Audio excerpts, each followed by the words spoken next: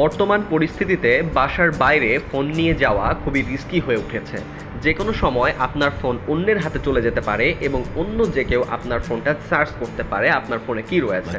তো এই সমস্যা থেকে বাঁচার জন্য আমরা আজকে এমন একটা সেটিংস শিখব যেটার মাধ্যমে আপনি যদি বাসায় থেকে বের হওয়ার আগে এই সেটিংসটি করে যান তাহলে নিশ্চিত অপরপক্ষে থাকা ব্যক্তিটি বুঝতে পারবে না যে আপনার ফোনে কী কী রয়েছে। এটার জন্য জাস্ট আপনি সিম্পলি সেটিংস অপশনে চলে আসবেন এবং সার্চ বারে গিয়ে সার্চ করবেন মাল্টিপল ইউজার। সেখান থেকে আপনি অ্যাড নিউ ইউজার অপশনে ক্লিক করবেন, দেন আপনি আপনার স্ক্রিনটাকে সুইচ করে নেবেন এবং জাস্ট সিম্পল কিছু সেটিংস চাইবে, কিছু সেট আপ করতে বলবে, সেটা আপনি সেট আপ করে নেবেন। সেট আপ করার সাথে সাথে আপনাকে সম্পূর্ণ একটা নিউ স্ক্রিনে নিয়ে চলে আসবে যেখানে আপনার কোনো অ্যাপস থাকবে না, ফেসবুক থাকবে না, হোয়াটসঅ্যাপ থাকবে না। আপনি জাস্ট সিম্পলি এগুলো ডাউনলোড করে রাখবেন, নাহলে অপরপক্ষের মানুষের তো সন্দেহ হতে পারে যে এগুলো নেই কেন।